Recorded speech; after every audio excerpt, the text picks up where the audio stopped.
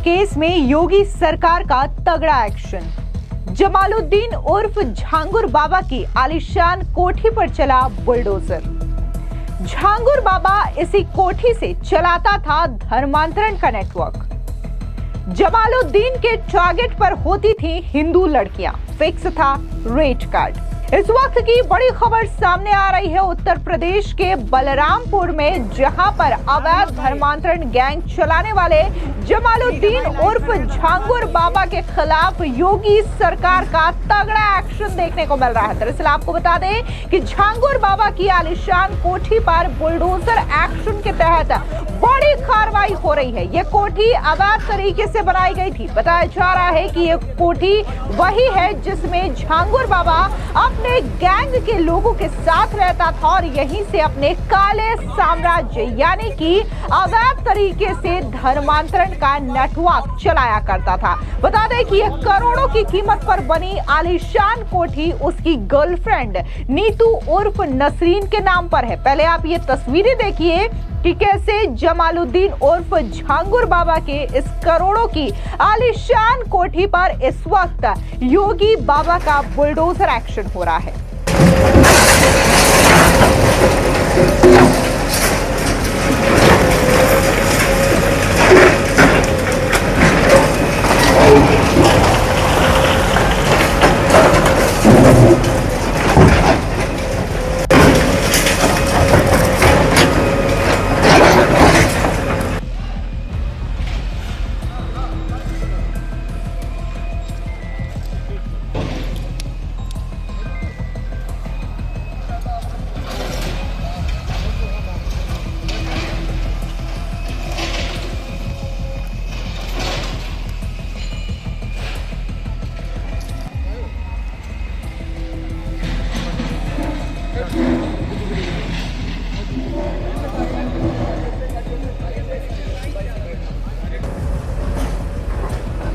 कुछ ना भेजो यार, कुछ ना भेजो।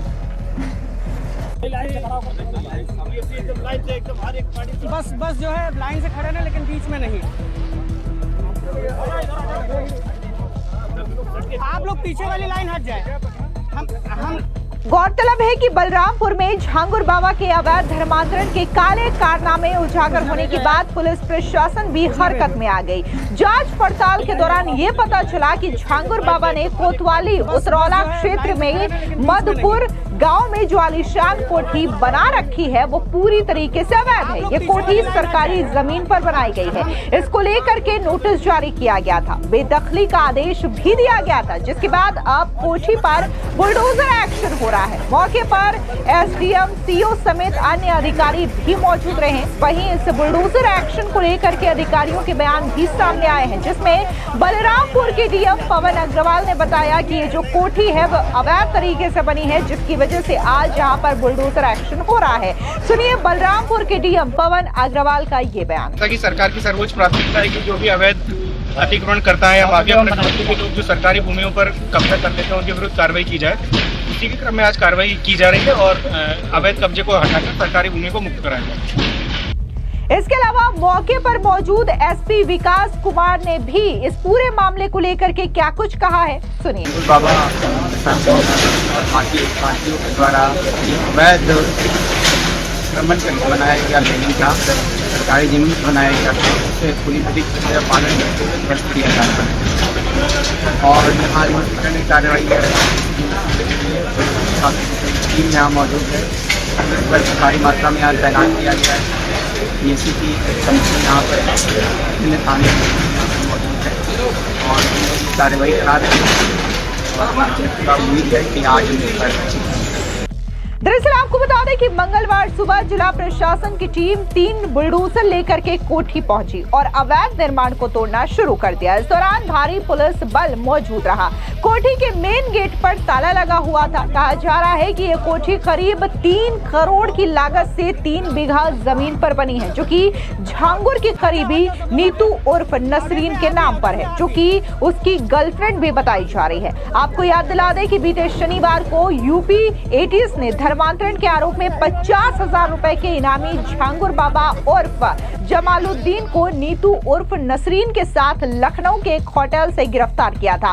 दोनों के खिलाफ गंभीर धाराओं में मुकदमा दर्ज किया गया था। यूपी एटीएस ने हाल ही में झांगुर बाबा और उसकी सहयोगी नीतू को जिस तरीके से गिरफ्तार किया, तो उसके बाद कई सारे खुलासे भी हुए और इसी के साथ अवैध धर्मांतरण के एक बड़े नेटवर्क का पर्दाफाश भी हुआ। आरोप है कि झांगुर गरीब और असहाय लोगों को प्रलोभन दे करके धर्म परिवर्तन के लिए मजबूर कराता था और इसमें बड़ी संख्या खास तौर से हिंदू लड़कियों की होती थी, जिसे प्रेम जाल में फंसा करके शिकार बनाया जाता था। वो अलग अलग जातियों की लड़कियों के लिए अलग अलग रेट तय करके रखता था। इसमें ब्राह्मण और क्षत्रिय लड़कियों के लिए 15 से 16 लाख रुपए तक की राशि दी जाती थी। इसके लिए उसे विदेशों से 100 करोड़ रुपए से अधिक की फंडिंग मिलने की बात भी सामने आई है। बताया जा रहा है कि इस गिरोह यानी कि इस गैंग के सदस्यों ने लगभग 40 बार विदेशों की यात्रा भी की है। अब जिस तरीके से उत्तर प्रदेश में ये अवैध धर्मांतरण का जो बड़ा नेटवर्क जमालुद्दीन उर्फ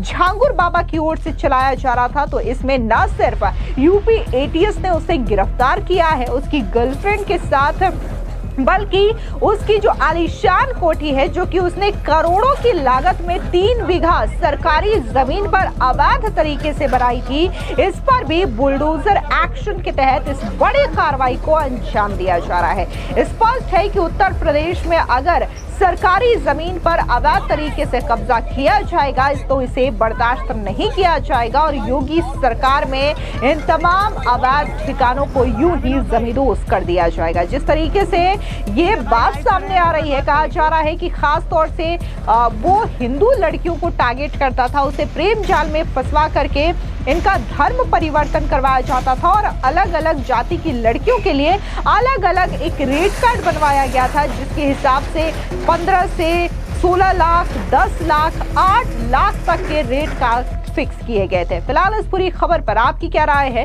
कमेंट सेक्शन में जरूर बताएं। धन्यवाद।